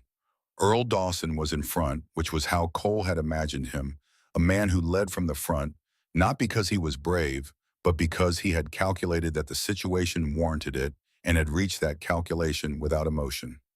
4 men behind him spread in a loose line, all of them dressed for the cold, all of them carrying rifles and saddle scabbards and wearing sidearms. Cole opened the cabin door and stepped out onto the porch. He stood at the edge of the porch with his right hand hanging at his side and watched them come through the gate. Dawson was larger than Cole expected, broad-shouldered, with the particular solidity of a man who had never needed to be fast. because he had always been sufficient. He stopped his horse 20 feet out and looked at Cole with the flat, patient gaze of someone conducting a business transaction that had run into a minor complication. "Cole Harding," Dawson said. "Dawson," to Cole said. Dawson looked at the cabin behind him, then back. "I have no particular interest in you. Whatever Crane's arrangement with Hollis is, that's between them. My business here is simpler." He reached into his coat and produced a folded document, held it up briefly, returned it. "I have paperwork representing a settled obligation. I'm here to collect on it." "The paperwork," Cole said, "represents a transaction that isn't legal in this territory or any other." "The paperwork was signed by the debtor," Dawson said. "That makes it a contract." "The debtor signed under duress after 3 years of manufactured debt," Cole said. "You know what it is, I know what it is. The question is whether you're willing to carry it forward anyway." Dawson looked at him without expression. Then he made a small movement with his right hand, a gesture that was not dramatic and did not need to be the gesture of a man who has given an order many times and knows that the people receiving it understand it. 2 of the 4 riders began to move, one circling right, one circling left, flanking the cabin. The other 2 held their position behind Dawson. Cole did not move from the porch. He was running the geometry in his head, the way he had learned to run it over 20 years of situations where the geometry was the difference between walking away and not walking away. 2 men flanking meant 2 men who were temporarily more exposed than they wanted to be. The front 2 were Dawson's reserve. Dawson himself was the decision point. From inside the cabin through the south window, Lily's voice came level and clear. "The man going right is at 20 feet and moving." She was watching the east approach and calling distances so Cole could track both sides without splitting his attention. He had not told her to do this. She had understood that it needed doing and was doing it. The man going right heard her voice and hesitated. Hesitation was information. "Dawson," Cole said, "and last time I'll say it, whatever Crane told you it's not that. You're standing on legal property with legal occupants trying to collect on a document that won't survive a federal review. Wade Hollis is carrying those papers to Washington as we stand here. Victor Crane is going to have larger problems than one ranch in Wyoming territory inside of a month." Something moved behind Dawson's eyes. It was not doubt exactly. It was the look of a man whose information about the situation may not have been complete, running a rapid reassessment. "Hollis is working for Crane," Dawson said. "Hollis was working for Crane," Cole said. "That arrangement has changed." The 2 flanking riders had stopped. They were looking at each other, then at Dawson, waiting for clarity that was not coming as quickly as they wanted it. From inside the cabin came the sound of the front door opening, and James Chen stepped out onto the porch. He stood beside Cole, the old pistol in his right hand held at his side. He was thinner than anyone standing in that yard should have been in winter, and his ribs were visibly bothering him from the way he held himself, and he looked every year of his age. He looked at Dawson with the clear eyes of a man who has decided that the rest of his life, however much of it remains, will not include doing what is convenient instead of what is right. "I am James Chen," he said. His voice was steady and carried in the cold air. "The papers you are carrying have my signature on them. I am telling you now in front of witnesses that I signed those papers under conditions that do not constitute legal consent. I will testify to that in any court in this territory." He paused. "And I will spend whatever time I have left making sure that every person my signature was used to harm knows that there is documentation and that there is a man who will stand behind it." Dawson looked at the old scholar standing on a broken-down porch in Wyoming territory with a gun and a conviction. The calculation behind Dawson's eyes was visible, the specific arithmetic of a professional who had just received new variables in a problem he thought was already solved. The standoff held for 10 seconds that felt considerably longer. Then from the north came the sound of horses. 2 riders came down from the hill above the creek, moving at a canter. Hollis rode in front, his flat-brimmed hat clear against the winter sky. Sheriff Tom Garrett rode beside him, and in Garrett's hand was a document that was visible from 40 feet, a large folded paper with a federal seal that caught the morning light. Cole had not arranged this. He had not known it was coming. But he understood it the moment he saw it because Hollis had told him 3 days ago that his initial telegraph had already opened a preliminary inquiry, and because Hollis was a man who did not waste a trip and did not let a thing he had set in motion run unsupervised. Hollis pulled up between the cabin and Dawson's position, placing himself in the geometry with the precision of someone who had planned his entrance. He looked at Dawson without hurry. "Earl Dawson," he said, I have a communication from the Department of Justice in Washington initiating a formal federal investigation into Victor Crane for violations of interstate commerce law, mail fraud, and coercive debt collection across multiple states and territories. This communication was prompted by my initial inquiry filed 4 days ago and arrived in Stockton yesterday morning. The documents now in transit to Washington are sufficient to sustain and expand that investigation. He reached into his coat and produced his own document, unfolded it, and held it so Dawson could see the signature at the bottom. Your contract with the Crane is void as of this morning. Any action you take on this property from this point forward is your personal legal liability, not his. Dawson was still. His four men were looking at each other and at Dawson and at Hollis, doing the calculations that men in their position do when the assignment has moved from manageable to inadvisable. The calculus of hired work is simple. The risk must be proportional to the payment, and payment from a man under federal investigation was already uncertain, and the risk in front of them had just increased substantially. One of the flanking riders pulled his horse back to the main group, then the second one. Dawson looked at Hollis for a long moment. Then he looked at Cole. Then he looked at the old man standing on the porch beside Cole, holding a gun he could barely lift with a conviction he was absolutely not going to let go of. This conversation isn't finished, Dawson said. No? Cole agreed. But this particular morning is. Dawson looked at him one more time. The look of a man filing information for later use, not admitting defeat, but acknowledging present circumstance. He turned his horse. His four men turned with him. They rode back through the gate and down the south road and did not look back, which was the professional response, the response of men who understood that looking back was a concession and they were not yet conceding anything. Cole stood on the porch and watched them go until the south road was empty. Then he let out a breath that he had been holding for longer than he knew. Lily came out of the cabin and stood beside him. Her hand found his arm and held it briefly, the firm, brief grip of someone confirming that a thing they were not certain about has turned out to be real. Then she let go and looked out at the empty road and the empty field and the clear, cold sky above both. James Chen sat down carefully on the porch step. He set the pistol on the wood beside him and rested his forearms on his knees and looked at his own hands for a long time. Hollis dismounted and came up to the porch. Garrett stayed with the horses. Hollis looked at Cole with those working eyes of his, taking in the state of the yard, and the cabin and the three people on the porch doing his own accounting. The communication I showed Dawson is genuine, he said. I reached my contact 2 days faster than I expected. The documents from the tin box were sufficient to convert my initial inquiry into a full federal file on Crane. It will take time to build into a prosecution, but the investigation is real, and Crane knows it by now. He paused. Dawson will not come back. He's a professional, and professionals don't work for men under federal investigation at the prices Crane can pay right now.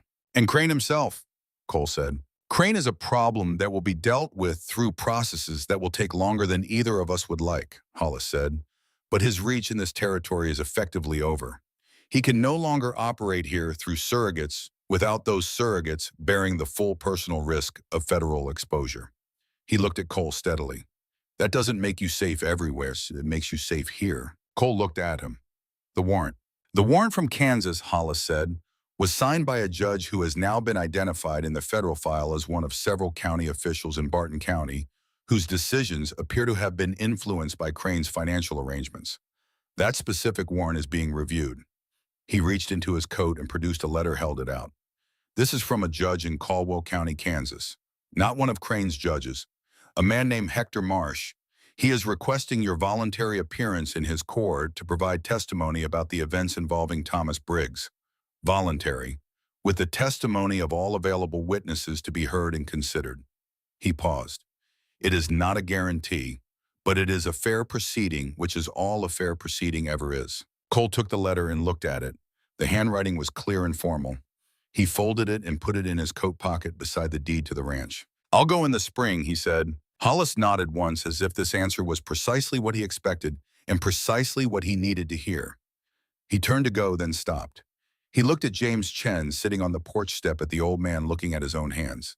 Your testimony will be required as well, Hollis said to James.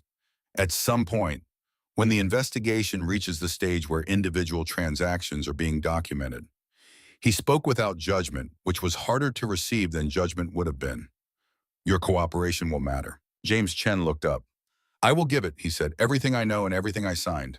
Hollis nodded. He mounted his horse, said something quiet to Garrett, and the two of them rode back up toward the North Hill.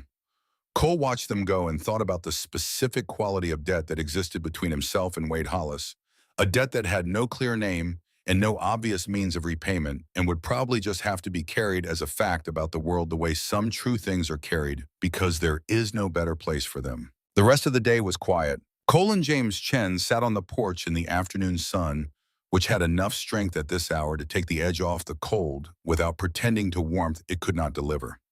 Lily was inside. The sound of her moving through the cabin, the domestic sounds of a person putting a space in order after a long period of disorder, came through the walls with a regularity that Cole found he had been listening for without realizing it. "You could have left," Cole said to James. Not as an accusation, as a statement of fact that needed to exist in the air between them before other things could be said. "Yes," James said. "You came back." "I came back."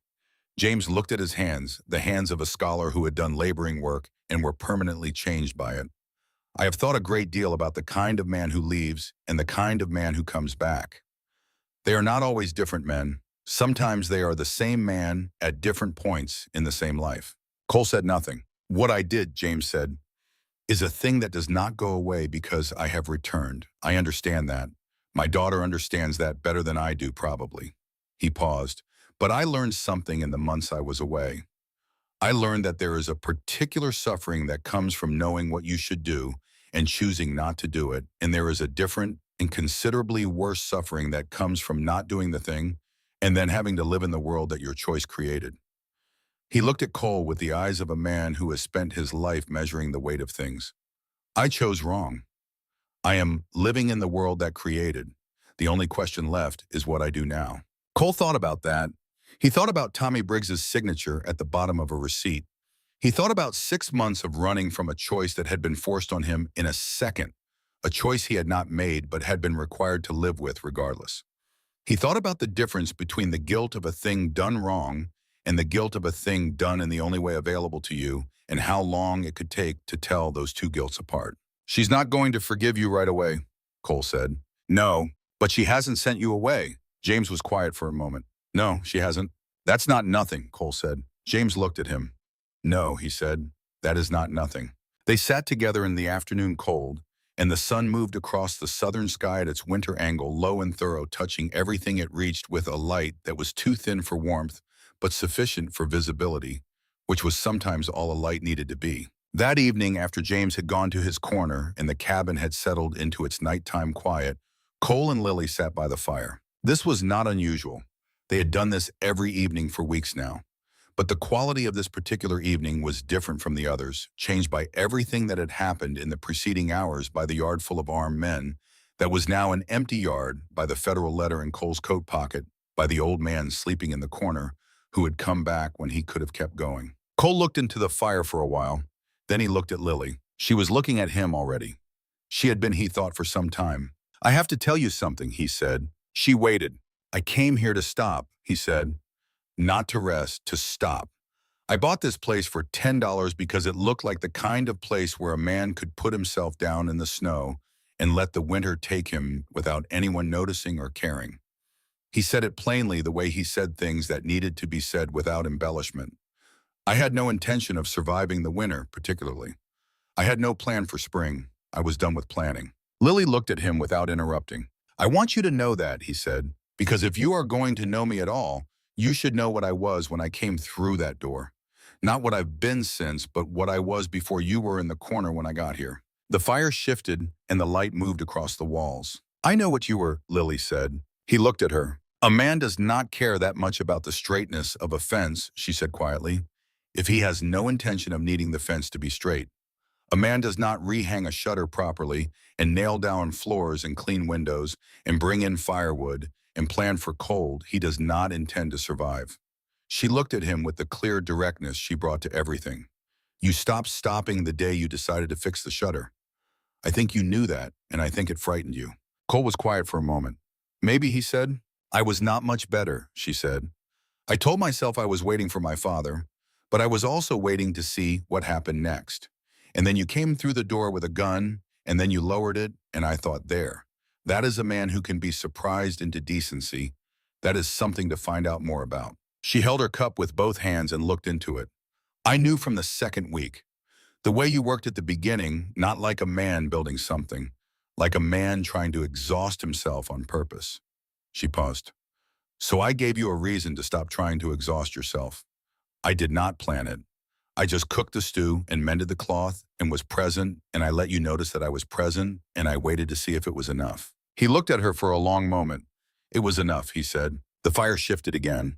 Neither of them moved. Tommy Briggs, he said. She waited. I have been carrying him for 6 months as something I did to an innocent person, he said. I know now that the picture was more complicated than that. I understand what you said, that his guilt for what he signed doesn't make his death justice. He paused. But knowing the complication makes the weight different. Not lighter, different. More the shape of a real thing and less the shape of a punishment. Yes, she said. I'm going to Kansas in the spring, he said. I'm going to stand in front of a court and say what happened and let it be judged. I don't know the outcome. Oh, the tissues.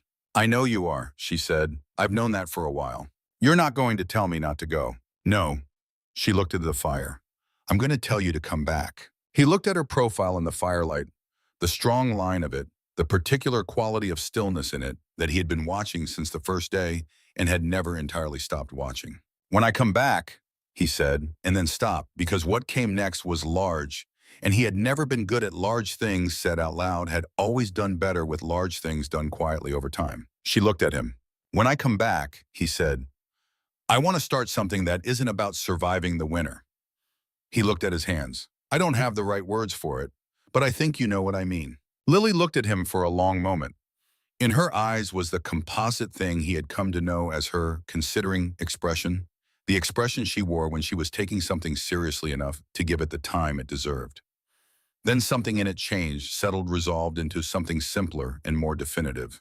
I know what you mean, she said. She reached out and covered his scarred hand with her smaller one, not holding it, just resting there.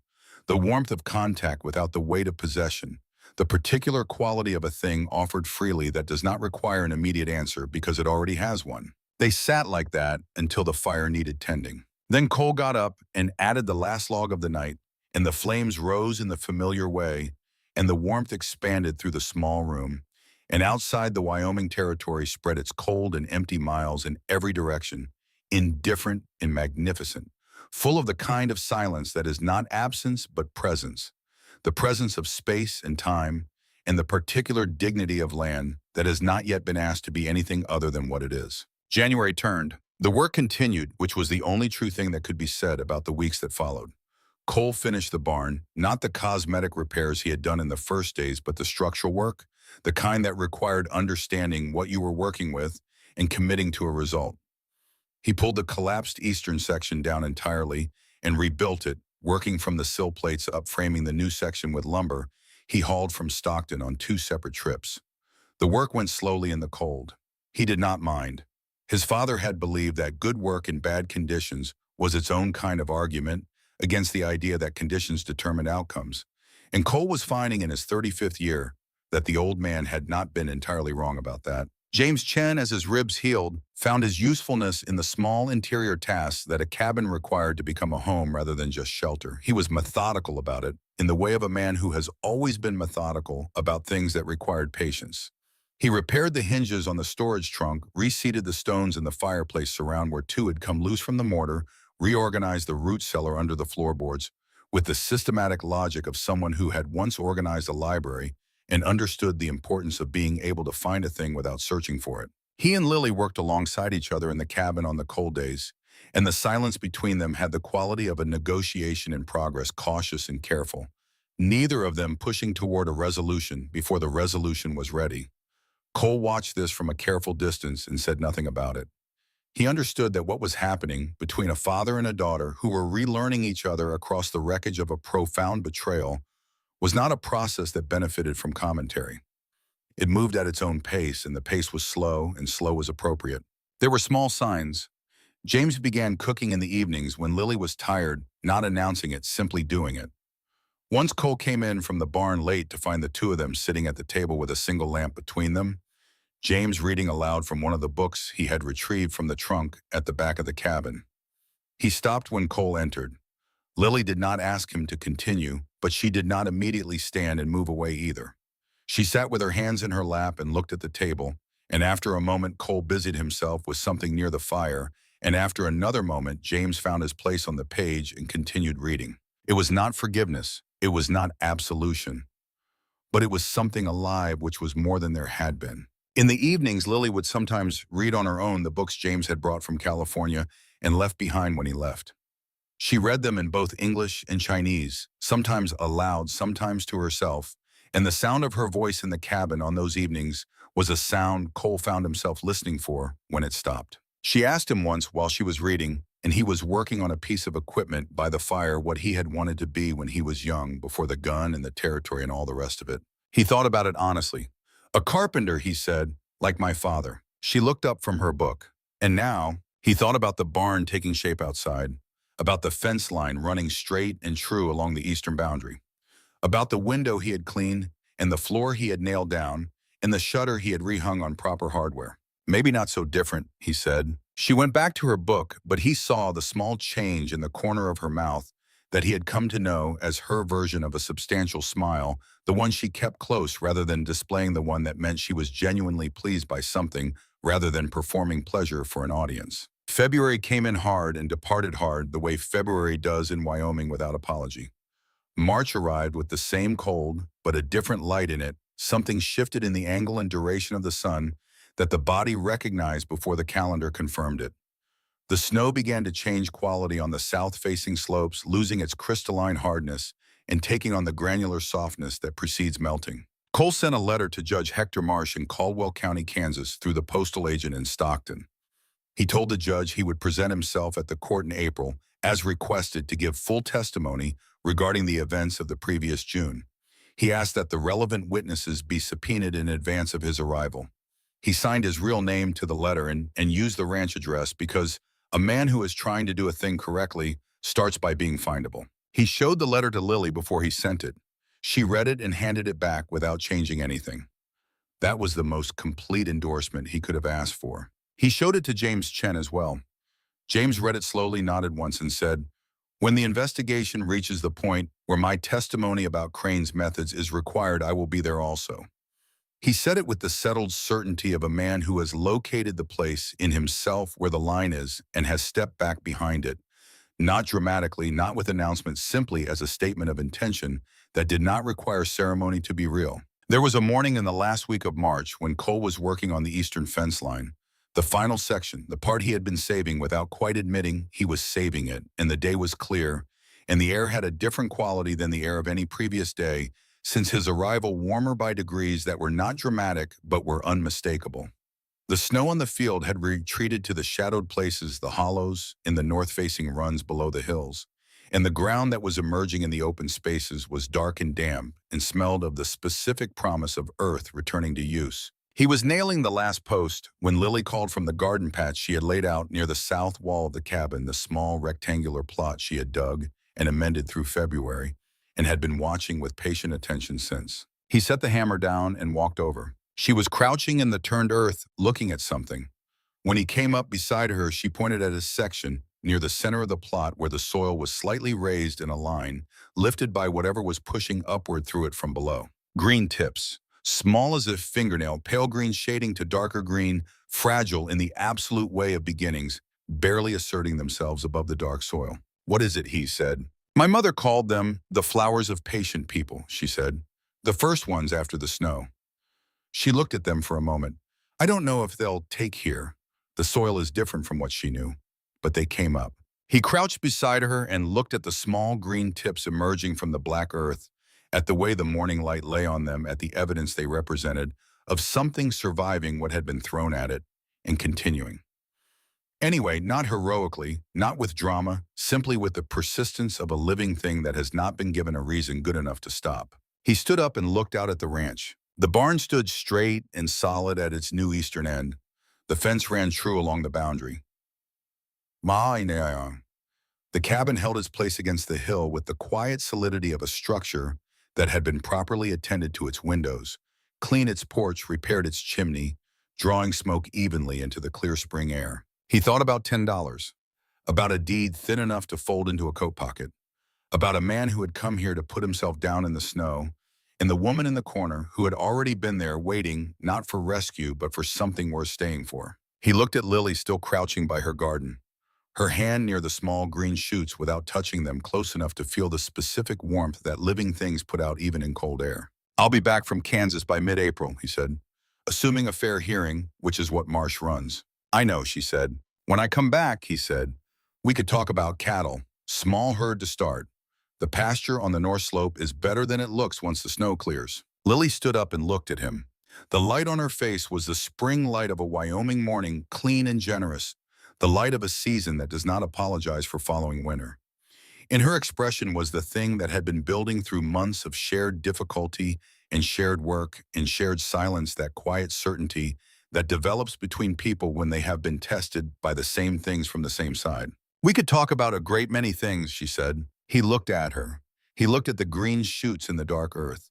He looked at the barn and the fence and the long sweep of the valley opening up to the south. The same valley he had looked down into from the rise on the morning he arrived with $10 and no intentions worth naming. The intentions had changed. He did not say this out loud because it did not need to be said out loud, and because he was not a man who was good at saying the large things, and because she already knew it had known it probably longer than he had, in the way she seemed to know most of the things that mattered slightly ahead of the moment he caught up to them. He picked up his hammer from where he had set it against the fence post. He drove the last nail into the last post. The fence line ran true and straight from the gate to the hillside exactly as it should, defining the boundary of a place that was no longer an ending. Behind him, he heard the cabin door open, and James Chen came out into the yard with a cup of coffee in each hand. He crossed the yard slowly, carefully, the way a man moves when his ribs are almost healed, but not entirely, and he walked to where Lily was standing by her garden. He held out one of the cups. She looked at it for a moment, then she took it. They stood together in the morning quiet, looking at the small green shoots in the dark earth. James said something in a low voice, words Cole could not hear from where he stood. Lily looked at the shoots and nodded once slowly. Then she said something back, brief and quiet, in the same language.